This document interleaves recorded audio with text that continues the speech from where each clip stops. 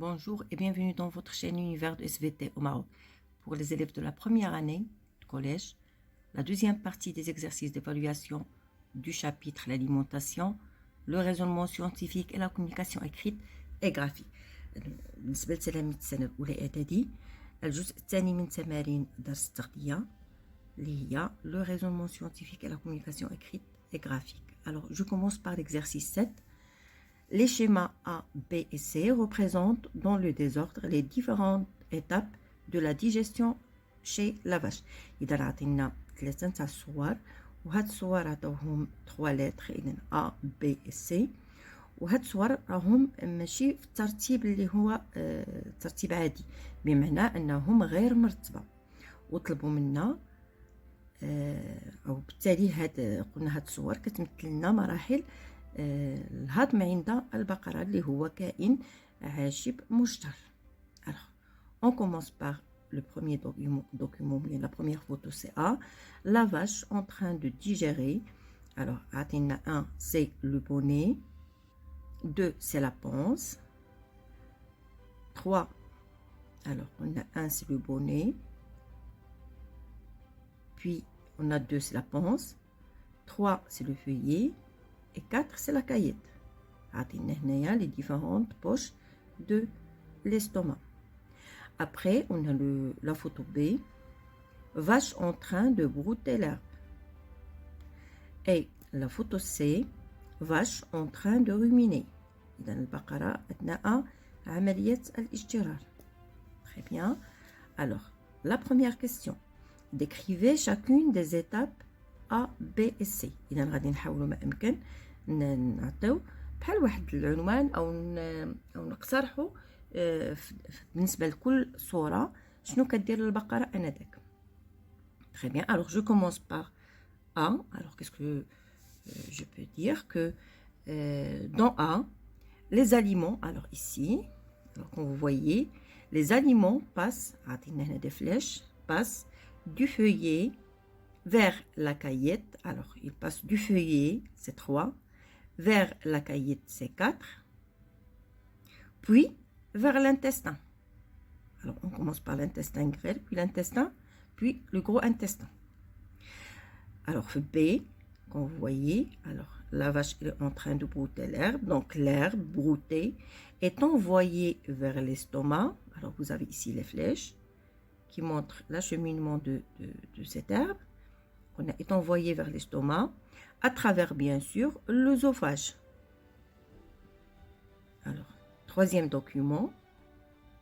Alors, ici, la bouillie, alors le sens inverse, comme vous voyez ici, les flèches sont dans le sens inverse. Alors ici, quand la vache est en train de ruminer, la bouillie est renvoyée vers la panse, puis vers la bouche à travers le bonnet. Très bien. Alors après, replacez les dessins A, B et C dans l'ordre logique. Alors ici, l'ordre logique des photos. Alors on doit commencer par B, quand la vache est en train de brouter, donc c'est B, c'est la première étape. Suivi de C, c'est quand la vache est en train de ruminer. Suivi de A, alors c'est la fin de la digestion, ça veut dire que les aliments passent vers l'intestin. Très bien. Alors, la question C, à partir de votre réponse à la deuxième question, rédigez un texte décrivant la digestion chez la vache. Alors, cette la question نقدروا نجاوبوا عليها facilement.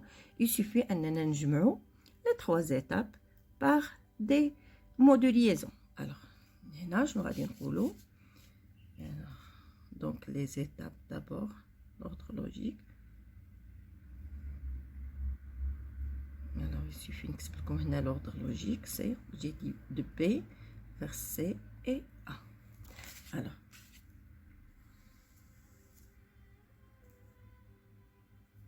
on peut les 2 questions. Les 2 premières questions.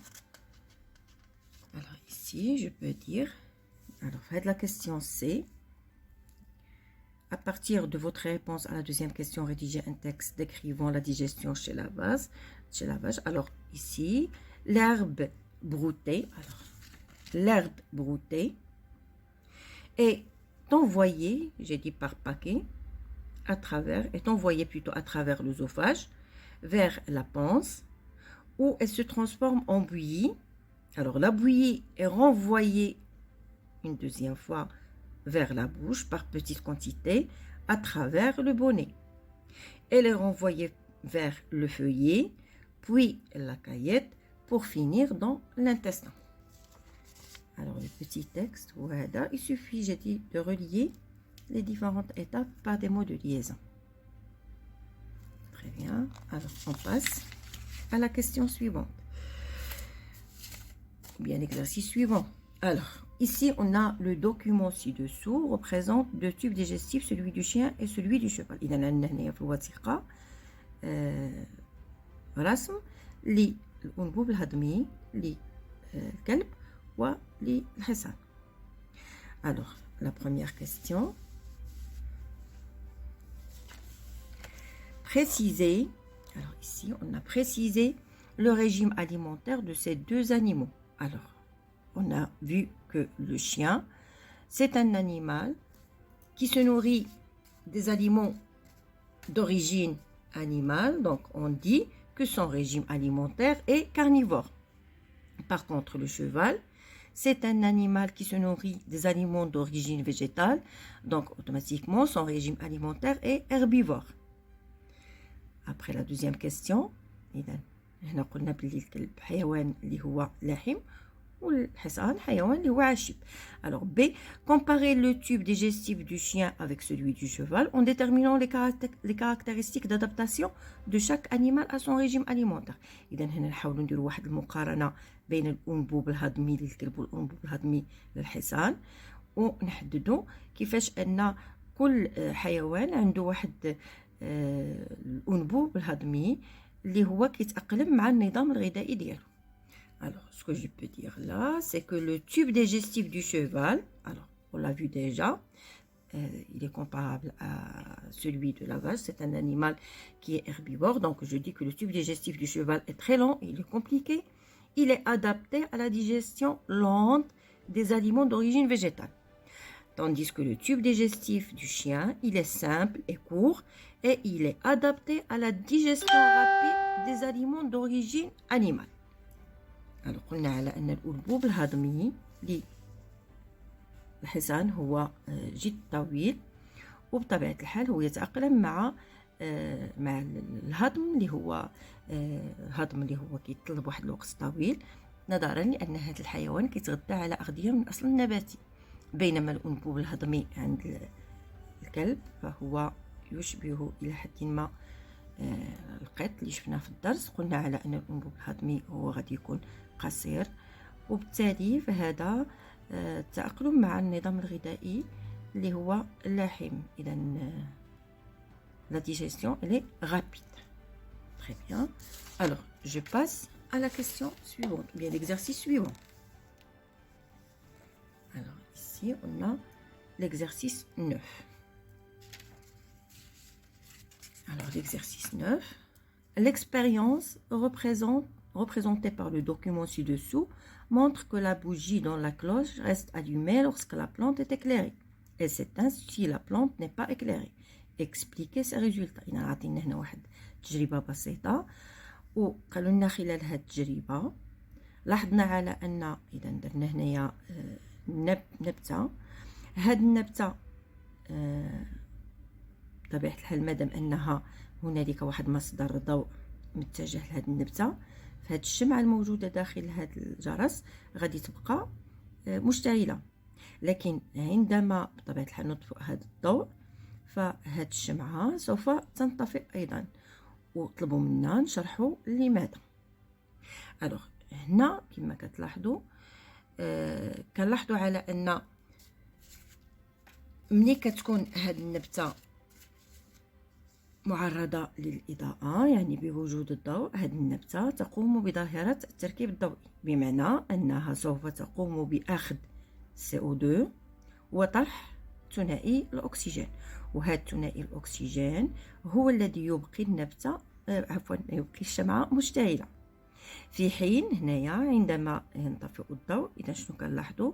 ففي هذه الحالة في غياب الضوء النبتة تقوم بظاهرة التنفس، بالتالي فهي تقوم بأخذ الأكسجين وطرح ثنائي أكسيد الكربون، وبالتالي فكمية الأكسجين داخل هذا الإناء أو داخل هذا الجرس غادي تبدأ تقلال أو تنقص كميتها حتى تنطفئ الشمعة، لأن كتعرفوا على أن الشمعة باش تبقى مشتعلة لابد من وجود الأكسجين. Alors, qu'est-ce que je dis? Alors, dans le cadre on a de la photosynthèse, les plantes vertes dégagent du O2 lorsqu'elles sont éclairées, donc en présence de la lumière. C'est la photosynthèse. C'est pourquoi la bougie reste allumée dans le premier montage. À l'obscurité, ça veut dire en absence de la lumière, le seul phénomène qui persiste ici, phénomène la respiration. Alors dans ce cas, la plante va absorber l'oxygène et dégager le CO2. Alors c'est pourquoi la bougie s'éteint lorsque l'oxygène qui est disponible à l'intérieur de cette cloche est entièrement consommé. Alors on a la réponse à cette question. Alors كما دائما حاولوا تاخذوا كابتور d'écran باش يسهل عليكم نقل الإجابة. Très bien. Alors je passe au dernier exercice. Alors l'endive est un végétal que nous consommons. Elle provient du développement d'un bourgeon au niveau d'une racine. إذا قلنا l'endive هو نبات بطبيعة الحال نستهلكوه وهو كيجينا من ان بورجون. إذا عندنا واحد البورجون كيكون في لاغاسين على مستوى الجذر. بطبيعة الحال هاد النبتة غادي نخلي لكم الصورة ديالها هنا ولا هنا كما درت بالنسبة لي شارونيير في الجزء الأول من الدرس. إذا غادي نخلي لكم الصورة نتاع لي زونديف باش تشوفوها. Alors les montages ci-dessous permettent de mettre en évidence les échanges gazeux respiratoires chez les endives. إذا غادي نشوف واحد التجربة اللي غادي تثبت لنا التبادلات الغازية التنفسية عند هذا النبات. Alors, comme vous voyez ici, on va réaliser une expérience. Alors, le début de l'expérience à la fin de l'expérience. Alors, au début de l'expérience, alors درنا l'endive. Alors, هنا كانت la concentration la quantité d'oxygène, c'est 21%. Et le dos chaud, comme vous voyez ici, il était limpide. Alors, après 30 minutes, le montage, alors, après 30 minutes, je n'aurai dit l'expérience. Alors, les endives, le dos chaud devient trouble et la quantité d'oxygène devient 19%. Alors, pour le montage 2, comme vous voyez, la plante, alors, le dos chaud reste toujours limpide et la quantité d'oxygène n'a pas changé. Alors, qu'est-ce qu'on peut dire ici? Dans le montage 1, donnez la quantité de dioxygène dans l'enceinte à la fin de l'expérience. Alors, comme vous voyez ici, alors, au début de l'expérience, on avait 21% d'oxygène. À la fin, on a 19%. Donc, je n'aurai rien pour l'eau. La quantité d'oxygène, bien sûr, a diminué de 21% à 19%. Alors, c'est normal, elle a la plante qui a consommé cette quantité d'oxygène. Très bien. B. Indiquez l'aspect de l'eau de chaud dans le montage 1 à la fin de l'expérience. Toujours le montage 1. Alors, l'eau de chaud au début de l'expérience, limpide, à la fin de l'expérience, ça veut dire après 30 minutes, le dos chaud devient trouble. إذا لاحظنا هنايا على أن ماء الجير تغير لونه بعد ما كان صافي أصبح عاكر.